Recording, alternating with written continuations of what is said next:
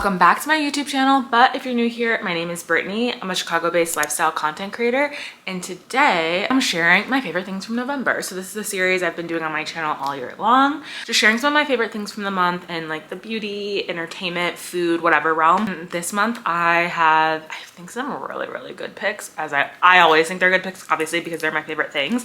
But without further ado, let's get started. The first thing I'm sharing, starting with beauty, as always, because it is truly my favorite category, is the Pattern curling iron. So I mean, I think that's the full name of it. Let me actually make sure like that I'm coming correct and like not messing up my girl Tracy's product name. Okay, so yes, it's called the interchangeable curling iron. So I mean, I won't lie, this curling iron is a little pricey. I think it's $2.50. I bought it from Sephora since I like was able to use my employee discount, so it was like made it a little bit more affordable. But I will say, like, I now, after having this, it's worth the $250. So this has been out for a little while now. When it first launched on Pattern's website, I think it was in the summer, I was really intrigued by it. Excuse me, my voice is going in and out a little bit. Anyway, I was really intrigued by it, but I was like I had just said, it felt a little pricey. So I was like, hopefully it'll come to Sephora eventually, and then I'll be able to use my discount. It did, and I think I bought it like a week later. I was like, let me think about it if I really want it, and then I bought it. So I do have naturally curly hair. I mean, the curls that I have in my hair are right now are not natural. They're actually a product of the Pattern curling iron. I will say I'm not until recently, maybe the past 2 years, I've in general not really been great with hot tools, mostly just because I've never really felt like I needed to use them since my hair is naturally curly. But I have been getting back into like just my hair styling game, and so I was like, let me elevate it with the Pattern curling iron. So like I said, it's interchangeable. So first of all, it comes with this like carrying case. So everything is inside of here, and like it has a magnetic closure, and then you open it up, and here are all of like the components of the curling iron. So there is like the base, which then is like what plugs into the wall. And then there are three different, what are they called, like barrel sizes. So the smallest one is, I think this is 3/8 inch. This is actually what I used to, like, my hair is a little frizzy because I did this like maybe, actually I think I did this a couple days ago. This is like the smallest size, 3/8 inch. And then the next size is 3/4 inch. And then this is a 1-inch barrel. I haven't used the 1-inch barrel yet, just I don't know why. I mean, also I've only had it for maybe 2 weeks at this point, but I have used the 3/4 inch, and then like I just said, the 3/8 inch to like get these kind of smaller curls that I have now. I think though, like the next time I have my hair, or my hair curl is basically the next time I wash it, I think this small barrel will be really good to like refresh my curls with when they're starting to just get a little bit frizzy and lose like their curl pattern. This will be good to touch them up. So it's pretty easy. Like this is so you just take whatever size barrel you want to use, plug it into the base, and then lock it, like slide it. It has this little, I think you can see this, yeah, this little sliding thing here to lock it in place. Turn it on. It heats up in like maybe 1 minute. I've been using it at around between 300 and 350. I used it at I think 300 is the lowest setting. I used it at 300 the first time that I did it, and then, or that I used it. And then when I went back and read the instructions, it said like you could, like for my hair type, to probably use 400 degrees. I don't want to use anything that high, but so like I've been using it on 350. I feel like I said, it warms up in about a minute, and then maybe after like 15 seconds, the curl is already like holding after using it. So, oh, and it also comes with this like heat protectant glove basically. So it's nice because like I said, I'm not super talented with using hot tools, so it's nice to be able to have this like to keep myself from like burning my hand, and like while I'm doing the curls. And the tip here is actually like does not heat up at all. So if you're like hitting your ear or neck or anything, it just like there's no heat coming off the like very tip. So like I said, I really am liking this. I feel like it was very much worth the money, and I haven't heard a ton of people, I feel like online in general, talking about it. So wanted to plug it because I do, like I said, I do think it's worth the money. And I just didn't know before using it that, like, I didn't know I would feel that strongly about it until I used it. I also just like, I love Tracy Ellis Ross. She's my personal style icon, life icon. She's so cool, chic. I don't use a ton of other Pattern hair products. I use mostly like their tools. It's like the hair pick from Pattern, and I think I have one of the combs. And I've tried some of the other products and I liked but didn't like love. I have other products that I've liked a little bit better, but like this curling iron I am obsessed with. So that was like hands down my favorite beauty product from the past month. Okay, so moving, I think that's like the only product thing I have. So then, I mean, from here we're moving right into entertainment. So I also feel like I'm racing against the clock a little bit because I mean, it's November, so like the days are a lot shorter. And I keep forgetting how short the days are. And it's just before 4 o'clock right now. It's 3:58. And at like 3 o'clock, I was like, oh yeah, I want to record this video today.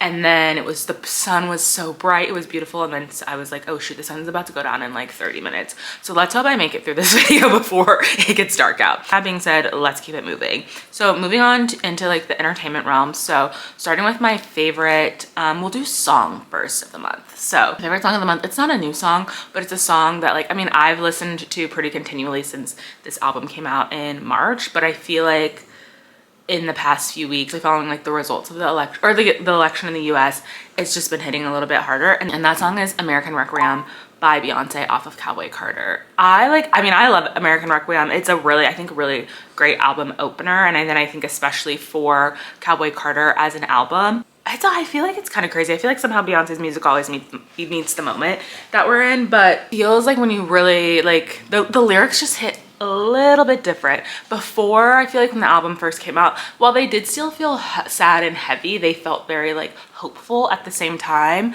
in some ways. And now, like, I mean, it's been a few weeks now, so maybe I'm a little, maybe my spirits feel slightly different, but I feel like though, like listening to the lyrics again, and just also like the sound of like Beyonce's voice and all of that, like especially like this pretty house we never settled in, like it's just kind of a reminder that I'm American, so I can only speak to like American, what it's like to live in America, be in America, American politics, all of that. But I'm sure this could be said the same in like many other places too.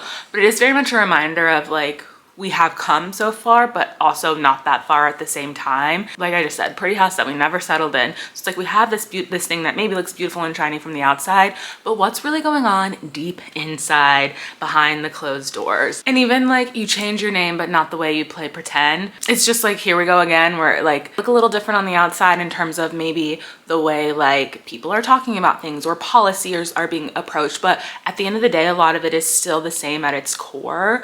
And we still are like, not to get like too deep, but I always get too deep on it, like it's my own problem, but we are still struggling with the same problems that like the same issues, the same underlying problems that have never been solved. I'm like largely around race and class in the US, and like, but you have to approach those issues. You have to name it and know that it exists and be able to approach it head on to fix it. And if people aren't willing to always do that, then you don't get very far. The progress never gets made. Kind of like again, the lyrics, like now is the time to face the wind. Like, yeah, like literally now is the time to take a stand and face the wind. Like we cannot keep going back. So again, I will just say American Requiem. And then also if you really want to like get maybe a little bit in your feels, listen to like American Requiem just for fun, maybe flamenco, and then Amen. And then you'll probably like need to go on a walk or like just literally go to bed.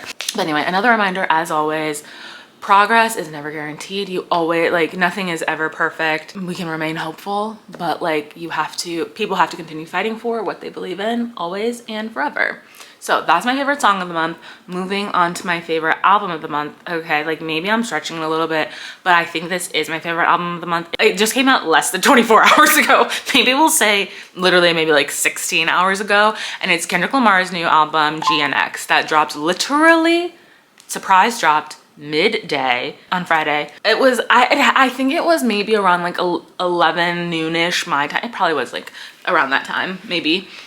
And I like, as always, I'm just scrolling through the internet sometimes, and I saw something that said like Kendrick Lamar. I think he like teased it on Instagram and then literally 10 minutes later dropped the album. So like by the time I'd seen what was going on, like the album was already out. So I was like, well, let me strap in.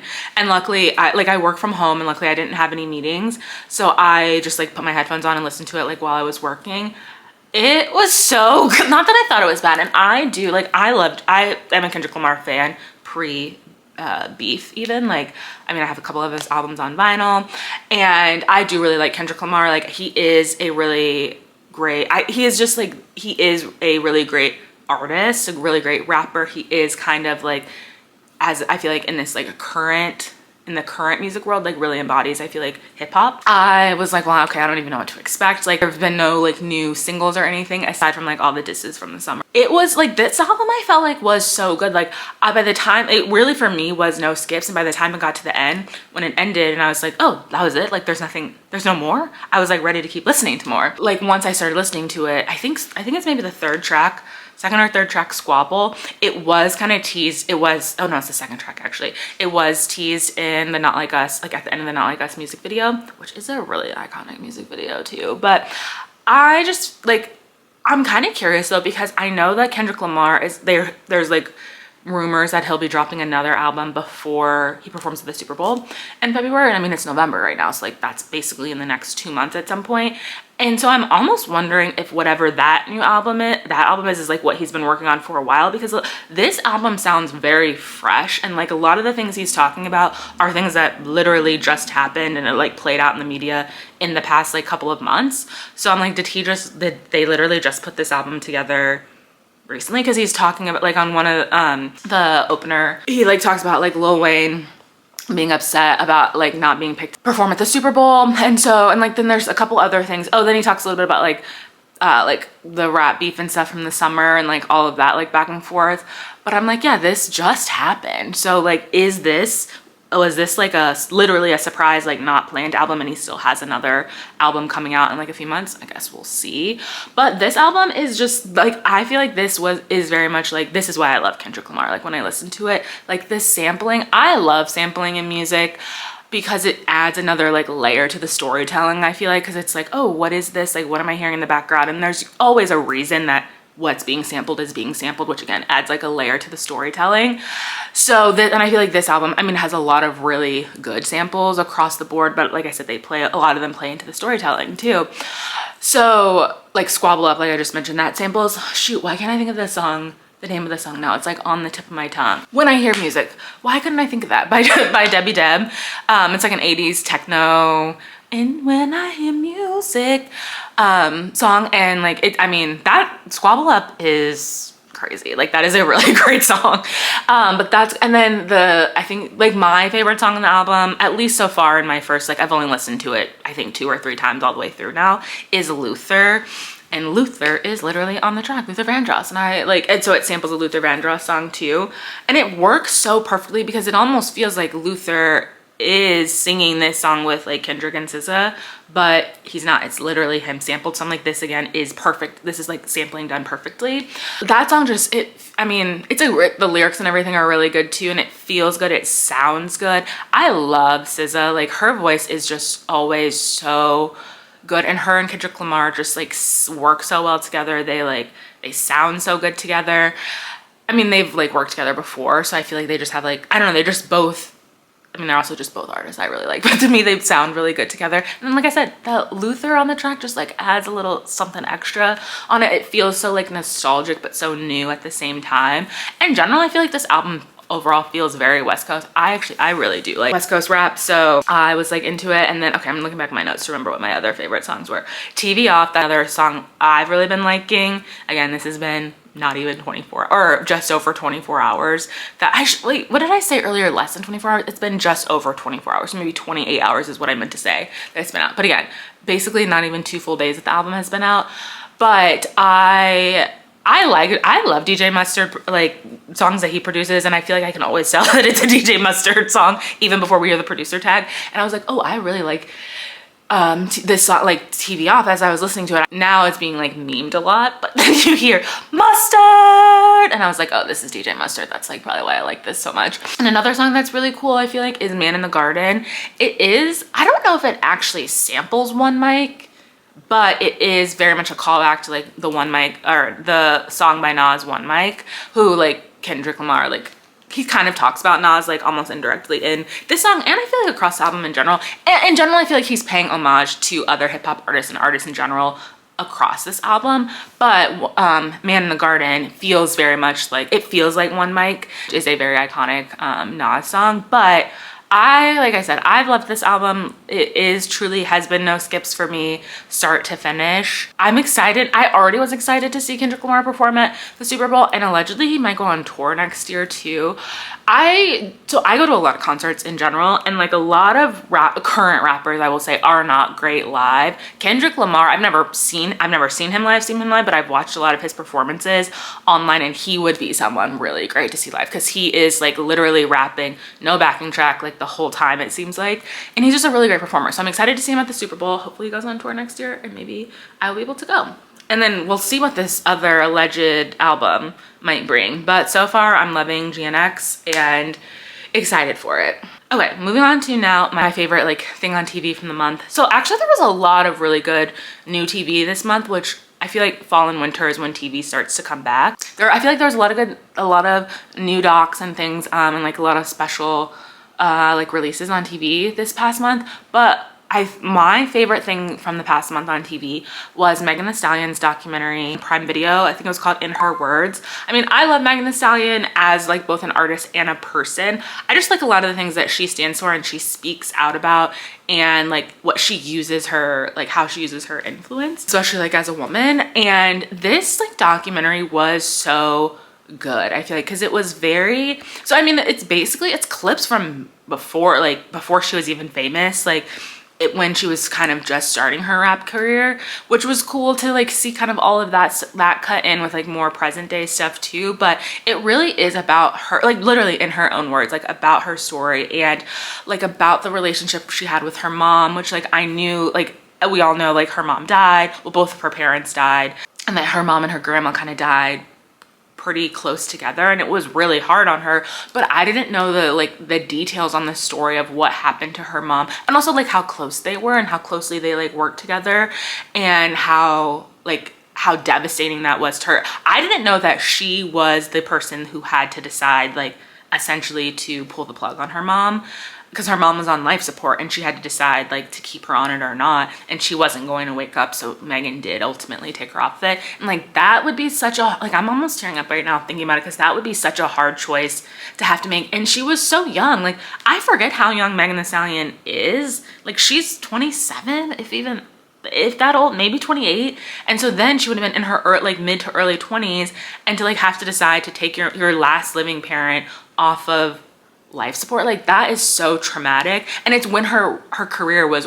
really like starting to pop off, and her mom was her manager and like had helped her do everything and build up her career, so she just felt so lost when her mom died.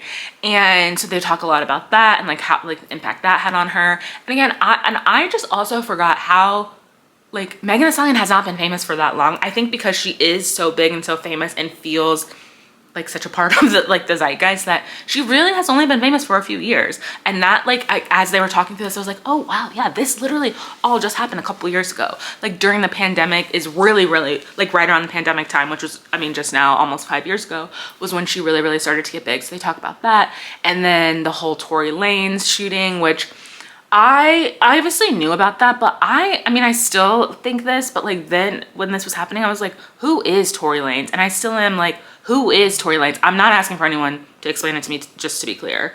Like, I just don't understand why he was so relevant, important, why so many people were writing so hard for him, and why so many people did not believe Megan Thee Stallion. Like, that was so weird to me. And then even watching it back more, I was like, yeah, why did any of this happen? So like the whole, like like to see all of that, because obviously we saw some of it play out in the tabloids. And I will say too, like I'm pretty like locked into like pop culture in terms of like music, art, movies and stuff like that, but like I don't always love like some, I don't really follow super closely like a lot of celebrities' personal lives, because I don't want to say I don't care, but like I kind like to a degree I'm like, that's like, let them work that out. I want to know what music you're making, what the TV show is, what the movie is. So sometimes I don't always pay super close attention to something. So some of this I was like, I remember hearing about this, but I don't remember the details. But I do remember the interview she did with Gail, because I actually watched that like on Good Morning America or the Today Show, whatever it was, when it happened. But to see like the other side of what was happening, because like what you could see was like people just talking about it, like the toxic masculinity of like, especially in hip hop, like from men is always gross. But like the way that some of these people were talking about like Megan, and just like, I'm like, this is why women don't speak out about things in general, is because they're treated like this. So it was just interesting to see like from her perspective how she was dealing with that, and like how it was affecting her, like especially what people were saying on social media about her. And like, but she, I mean, she really has come out on the other side of it, and like been the bigger person in that her career is also so much bigger. And so you see like the whole court case go through all of that, and then Tori ultimately like getting found guilty and convicted. And then it ends basically, where does it end? I feel like it ends like this summer, because there were clips from like Lollapalooza and her tour, and her album Megan that just came out. And I will say, after watching this documentary, some of the songs on Megan, I feel like I was like, oh, I get this a little bit more, especially like where she was coming from on this and like what she was talking about. And I will say too, like Traumazine, her album that came out in what, 2021, maybe 22. I feel like I like, obviously Plan B was a single, and like I listened to some songs on that album, but not a lot. And this documentary made me go back and like re-listen to the album, because she talks a lot about Traumazine on here too, because that album is kind of what she recorded when she was in like the deepest parts of like her depression and mental health struggles. And I was like, okay, I like feel like I missed this album. I missed like really listening to this, and so now I'm like, okay, this is a really good album too. But I don't know, I thought it was a really good documentary. I think especially like as a woman to watch, and like as women, we have to remember, like, we don't need to tear each other down, lift each other up. And it is like, just like, yeah, it's hard for women out here, like especially powerful women who are successful and like doing their own thing. Nobody ever wants to see women succeed. So but except for me, I do. But I don't know, it was really good. So I think it's still on Prime, so if you have a chance to watch it, I would recommend it. But I feel like it also too shines a light on like Megan's artistry. Like I feel like if you don't know a lot about Megan Thee Stallion as a rapper or as an artist, I feel like it kind of gives you a lot more perspective on that too. But okay, closing out now with my favorite movie of the month. This kind of like the album, I'm like, am I doing too much too soon? Because I literally just saw this movie 2 nights ago, not even 48 hours ago. But I am actually addicted now to this. I need to see it at least 55 more times before it leaves theaters. But my favorite movie of the month is Wicked. And I knew that Wicked was coming out this month, but I don't know why. I kind of like, because I actually had a different movie in mind for this video. And then when I saw Wicked this week, I was like, oh, no, that movie is on the chopping block. Wicked is #1. So for the uninitiated, Wicked is essentially, it's like the prequel, you could say, to The Wizard of Oz. It's the prequel, but also parts of it happen at the same time as Wizard of Oz too. But it's the story of the Wicked Witch of the West and like how she becomes wicked. And it is originally, so it's a book, and then it was a Broadway play. And I think it went on Broadway like a little over 20 years ago, like I think 2003-ish is when it first went on Broadway. Idina Menzel, Kristen Chenoweth were Glenda, who's the Good Witch, and then Elphaba, who is the Wicked Witch. And I mean, it's been like, I just saw Wicked for the first time, not on Broadway, off Broadway, like in Cincinnati, but like on as a stage production. And I was like, wow, why haven't I seen this before? And I was obsessed. Like I basically left there like being like, wow, okay. And I went with my mom, who she'd seen it at least once or twice before, and she was like, no, like it is the play essentially, or it is the musical, I would say. So I was really excited for Wicked to come to theaters. And so it is like 2 parts. So the movie that just came out this week is essentially Act 1 of the play, and then Act 2 will come out, or Part 2, which is Act 2 to the end, will come out next year. And I was so blown away by the movie. Like I said, I love Wicked, the stage production. So it's not that I thought that this would be bad, but this just like far exceeded my like I couldn't have expected this. I feel like it was just like, I was truly gagged for the 2.5 hours that I was sitting there. And it did not feel like 2.5 hours. Like when it ended, I was like, that was it. it's over. Like I could have sat there for probably another 2 hours and kept watching it. Like I was just so locked in. And I even kept like, and I feel like the theater in general, we all kept holding back because I kept wanting to clap at a lot of the ends of like some of the numbers. At the end, like of Defying Gravity though, a lot of people did start clapping. But I was just so like, I was in awe of everything that I was like seeing on the screen. Because I do feel like with musicals, bringing them to a film, it can either go really, really, really well or really, really poorly. This like just made the musical, I feel like, so much better because they made everything work better for film. Because there's a lot of things, like I love theater and like I love going to shows and stuff, but it's just a different experience than seeing a movie, obviously, because you don't get to see like up close facial expressions. There's like less detail that can be shown, and because it's literally a stage, like a physical stage, like you can't like cut scenes as quickly, and there's just less detail. It's small, it's a stage, it's not like a movie screen. But this just like expanded on everything, I feel like, from the movie so much, like physically, like even and literally from the opening sequence, I was locked in and I was like, what was the budget on this, first of all? Because I felt like I was literally in Oz. And then I just watched a documentary this morning actually about it.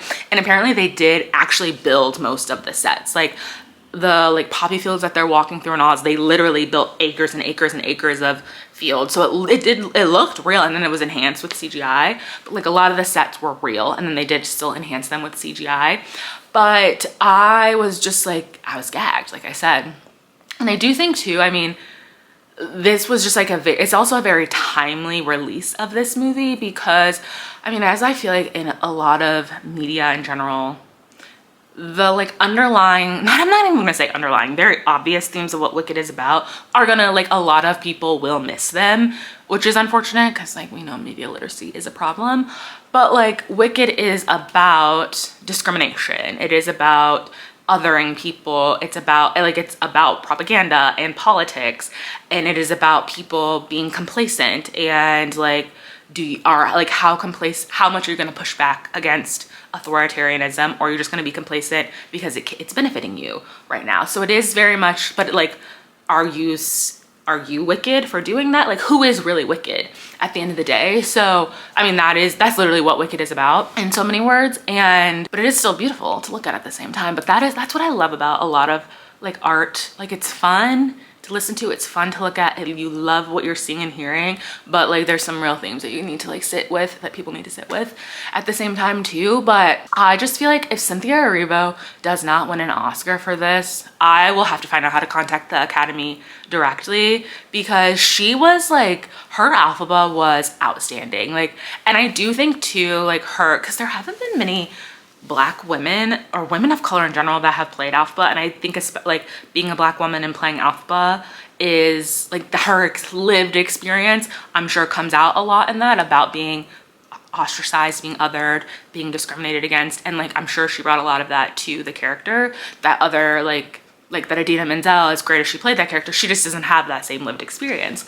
And so I just thought, like, and like her voice, like her singing voice is outstanding, which we knew, but it's just like hearing it in this, I was like, oh my God, like, how is she doing this? And they were all singing live on set, which is really crazy. Like, she's doing these like crazy stunts and singing live at the same time, which, I mean, that is like everyone on this set is a Broadway actor. So like, that's what they're all trained to do.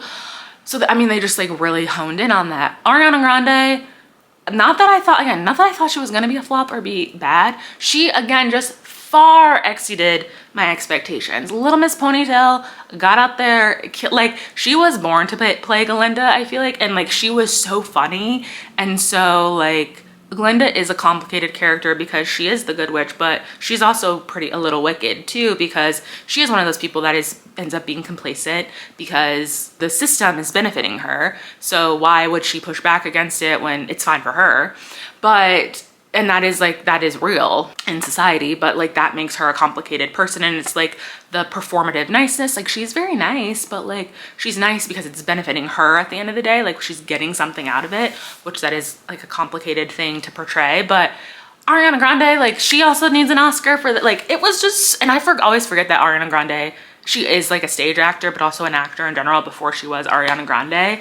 Her voice, chef's kiss. Then we had Mr. Viscount Anthony Bridgerton make an appearance. Like, he's in this, which I didn't realize he was gonna be in it. And so when he appeared, I was like, what? Jonathan Bailey's in this too? Michelle Yeoh, like the dynamic, outstanding Michelle Yeoh. And then Idina Menzel and Kristen Chenoweth make a cameo, which I guess no one knew about, because I literally gasped when they came on screen. And then when I was like, wait, I didn't hear about this. How did I not know this was going to happen? But it was like like kept under wraps. Except I think Kelly Clarkson kind of accidentally said something about it this week on her show. But they come in and like do a number, which was really cool, because then they're interacting, because they play Alphaba and Glenda in this original stage production, and then they're interacting with Cynthia Erivo and Ariana Grande as Alphaba and Glenda. And then who else? Oh, Jeff Goldblum is the Wizard of Oz, and his like how he's portraying the Wizard of Oz. The wizard is very like, I feel like he plays him as like a lazy, goofy, kind of like losery guy that's just like, yeah, I'm just doing this thing, which again feels very emblematic of like society. It's like, how did this guy out of everybody out here get to be like the wizard and be the one in charge when he has no idea what he's doing?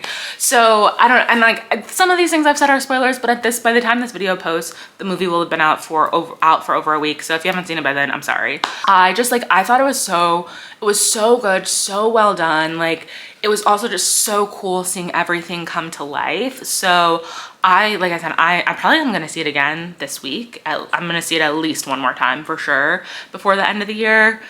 And I cannot wait for part 2 to come out next year. And now I'm like literally obsessed with Wicked. I was literally riding my Wicked high still, because I went to see it on Thursday night, and I was like listening to the soundtrack, like watching clips of it. And then that Kendrick Lamar album dropped, and I was like, wow, thank God somebody is saving like, we needed this. We as a people needed all of this. So thank you. But anyway, those are all my favorite things from this month. If you have like watched any of these things, heard any of these things, tried any of them, let me know in the comments. Or if you have recommendations for like TV shows, movies, whatever, songs or albums that I should check out based on like what I've talked about here, let me know that in the comments too. I have one more favorites video of the month, or yeah, one more monthly favorites video to wrap up the year. And then I think I will probably keep this series going next year. But anyway, if you liked this video, which I hope that you did, don't forget to give me a thumbs up. Subscribe if you want to see more content from me. Thank you so much for watching, and I'll see you on the next one.